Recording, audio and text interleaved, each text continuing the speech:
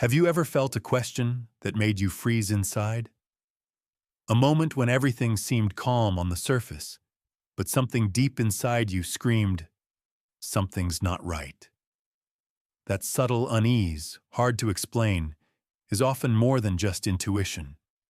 It's your brain reacting to an attempt at manipulation, something not said in words but felt in tone, attitude, or expression. In human relationships, language isn't just a tool of communication, it's also a means of power. And when used by someone who lies, it becomes an invisible weapon.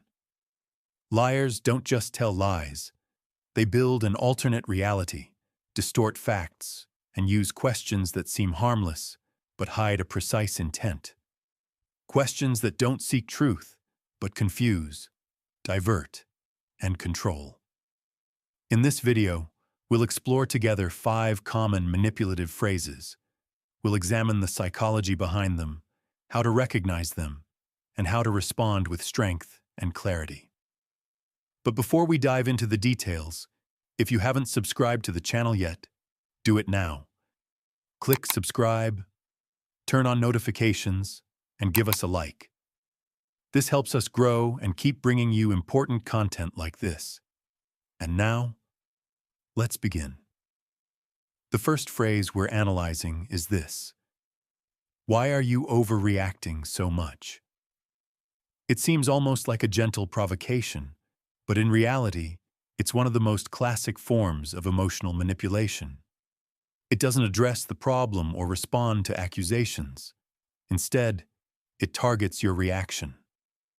It makes you appear unstable, overly emotional, or sensitive, as if your feelings were the real issue.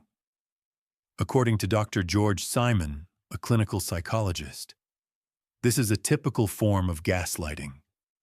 Its goal: minimize what happened by shifting the focus to your emotions. So instead of talking about what they did, you end up having to justify how you felt. And in that moment, they've already won. They've flipped the narrative. But it doesn't stop there. There's another type of manipulation, even subtler. Here's the second phrase: do you really trust me? At first glance, it may appear sincere, almost tender. But in the hands of a manipulator, it becomes an emotional blackmail. It shifts the conversation from their actions to your supposed lack of trust. As Dr. Harriet Lerner, author of Dancing with Fire, explains, many manipulators use guilt to regain control of a situation. This question puts you in a seemingly simple choice: either trust blindly or be the one ruining the relationship. But it's a trap. It's a psychological illusion. Truly reliable people don't ask for blind trust. They demonstrate it through their actions and consistent behavior. If someone instrumentalizes trust precisely when you question it, then they're not talking about trust. They're using a weapon. From a scientific perspective, trust isn't just a feeling. It's a neurochemical and behavioral model. Neuroscientist Paul Ekman has shown that oxytocin, often called the trust hormone, is at the core of our deepest connections. But when trust is betrayed, the chemistry of the brain changes. Stress hormones like cortisol increase, and cognitive dissonance intensifies. That's why betrayal hurts not only emotionally, but physically as well. Manipulators take advantage of this vulnerability. They exploit our need for connection and security to evade their responsibility.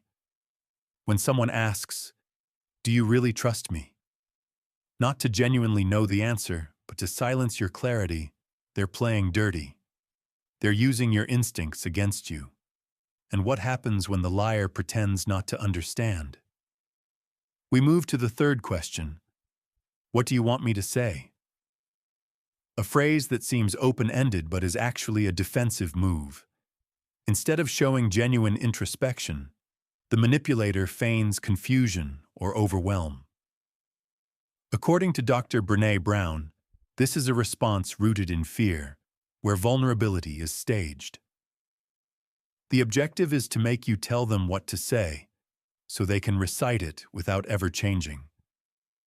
The effective response? Be clear. Lay out the facts and demand true accountability, not a scripted act. Now, let's see what liars say when they start losing control.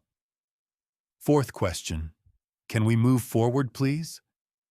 Moving on is part of every healing process, but when it's asked before taking responsibility, it becomes an escape route. Psychologist Landy Bancroft explains that premature forgiveness is a frequent tactic among manipulators. It allows them to avoid change while maintaining a false sense of peace. The issue isn't wanting to move forward. It's skipping the crucial step, acknowledging their own faults. Skipping confrontation isn't peace, it's suppression. When you hear this phrase, know that they're trying to silence the problem, not resolve it. If this video is helping you see things more clearly, share it with someone who might need it. And if you'd like, leave a like below and write a comment. Share your experience. You'll help others feel less alone and recognize these patterns in their own lives. Final question. Do you really want to ruin everything for this? This is the emotional bomb of manipulative discourse. It shifts blame. It seems like it's your fault if the relationship falls apart, not theirs for having damaged it. A classic attempt at victim blaming, often accompanied by dramatic tones or strategic tears. As Dr. Ramani Durvasula, an expert in pathological narcissism, points out, boundaries aren't betrayals.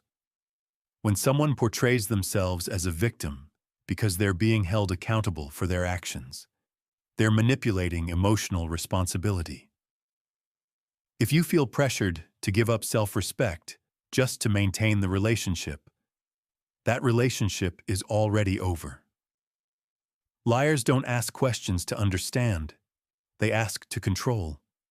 They don't seek truth. They seek power over your perception of it. Recognizing these phrases doesn't require a psychology degree. It requires awareness and courage. When you learn to uncover these linguistic schemes, everything changes. You stop being the target and become the observer. Stay strong, protect your story, and above all, refuse to be manipulated in silence. If you found this video helpful, subscribe to the Beyond the Mind channel, give it a like, and share it. Let's build together a space for growth, awareness, and authenticity. And remember, the moment you decide not to play by their rules is the moment the liar stops controlling you.